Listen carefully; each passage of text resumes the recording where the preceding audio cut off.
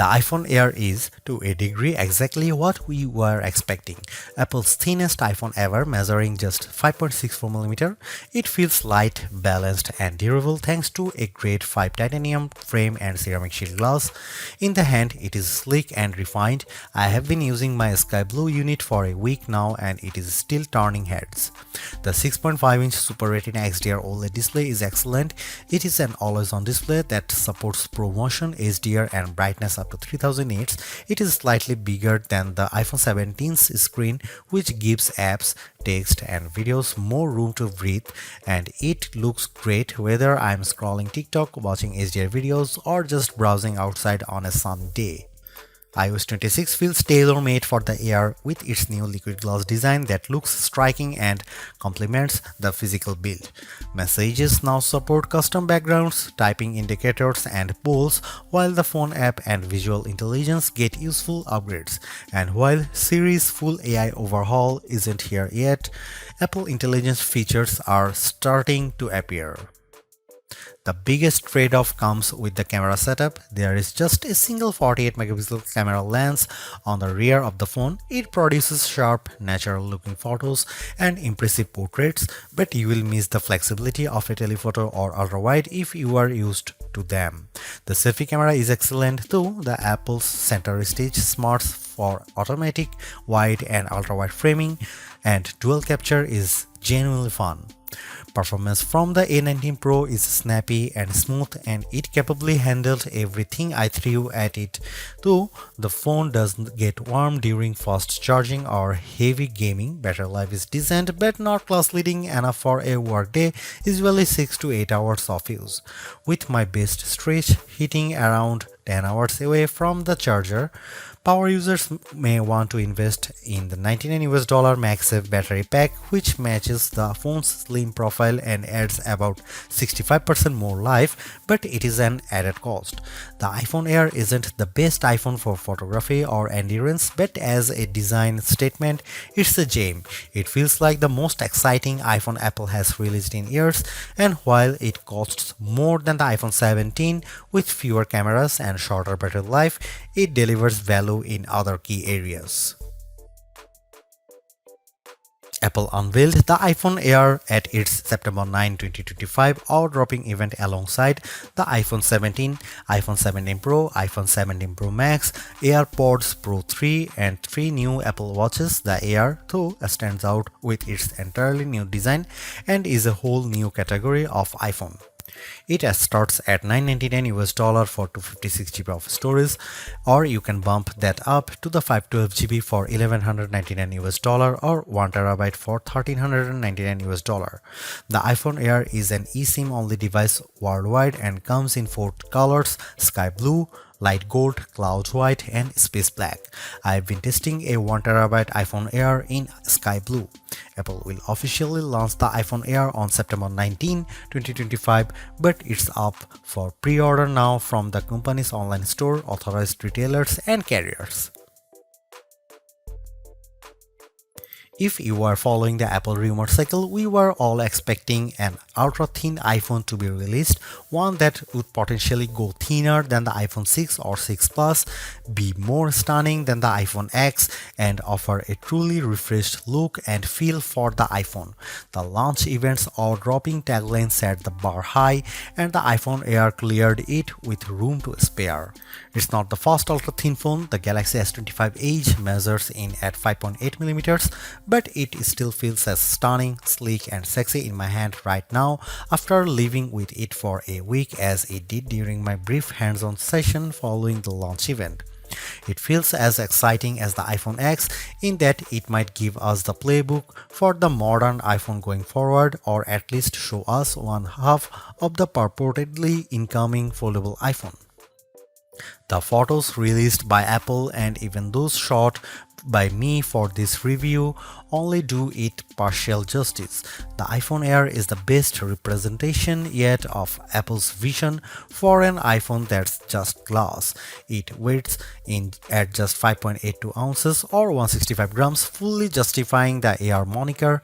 Much like the iPhone 17 or even Pro Max, it feels balanced, not too top heavy, not too bottom heavy. It's Goldilocks ergonomics.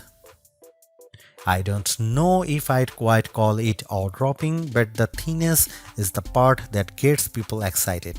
At its thinnest, the iPhone Air is 5.64mm or 0.22 inches, and the plateau only jutes out of a bit more.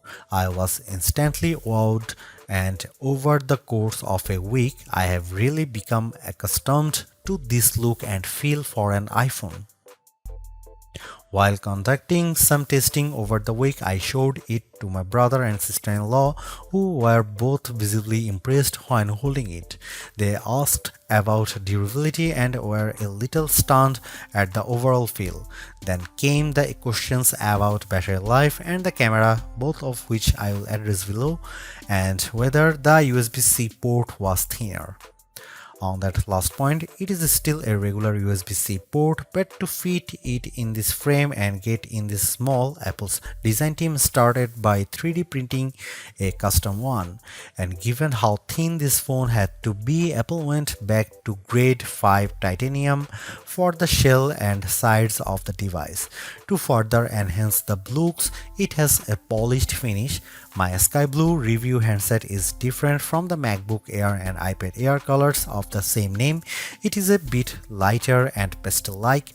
I really like it, and the Air also comes in light gold, space black and cloud white.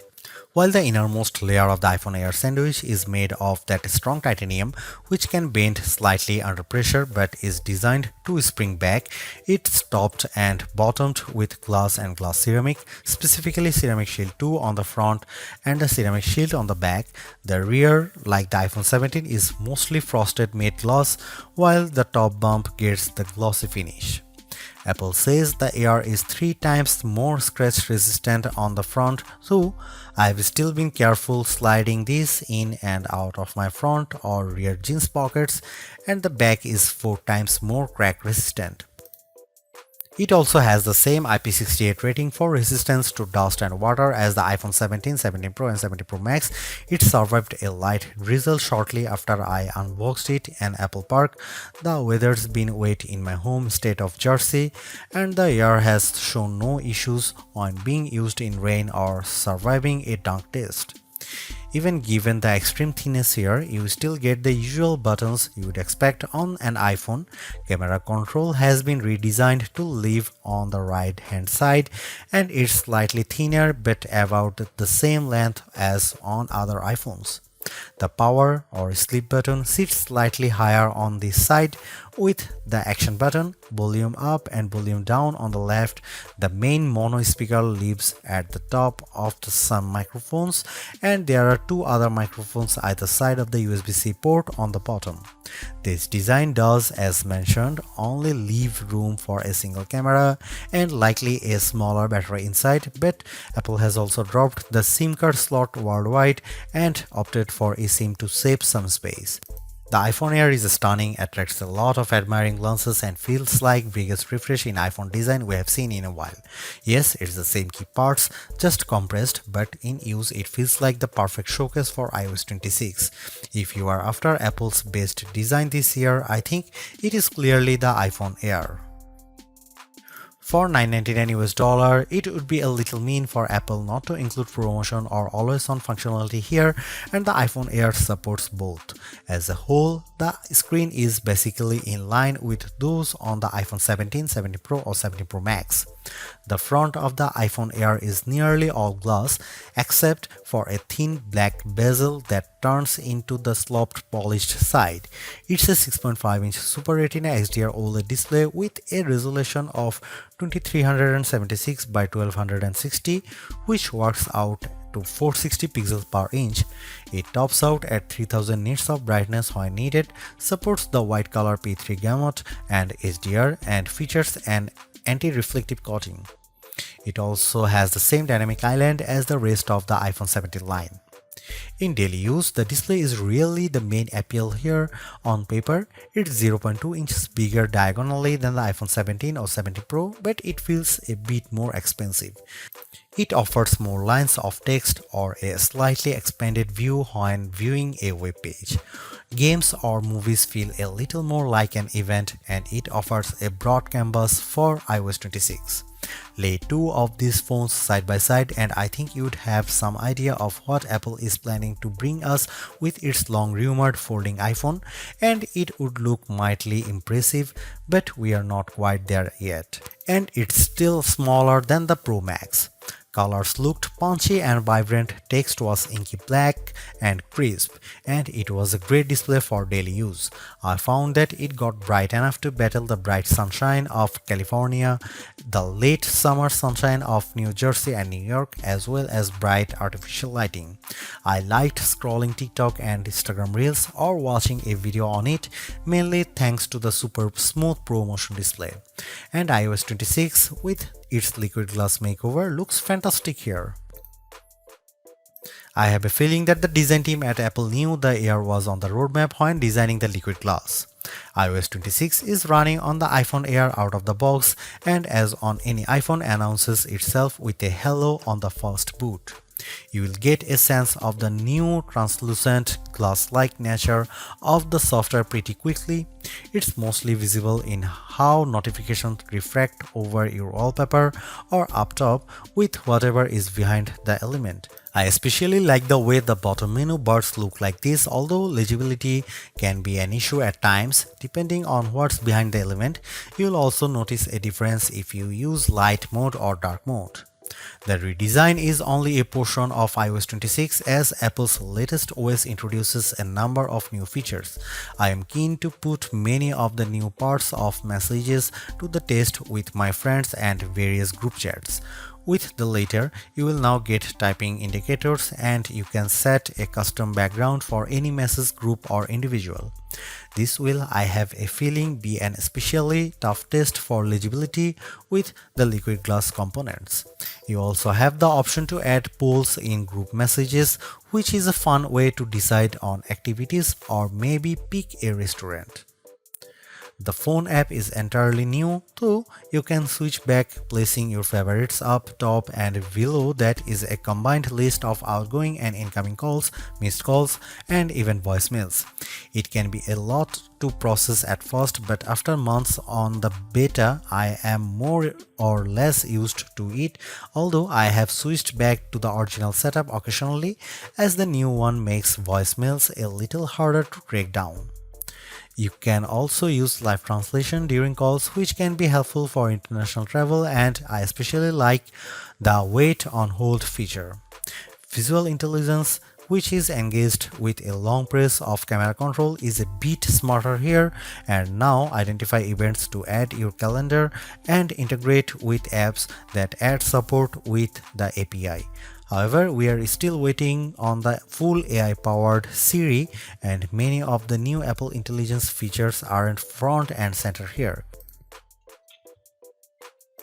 This is where the compromises necessitated by the iPhone Air's unfeasibly thin design begin. The iPhone Air only features a single 48-megapixel fusion camera on the back. It can shoot at 1x, a sensor crop in 2x, or a maximum digital 10x, but the quality falls off noticeably with the latter. I'll cut to the chase here. If you are after the iPhone with the best cameras or even just some variety for shooting, this is probably not it. Here are some camera samples of the new iPhone Air.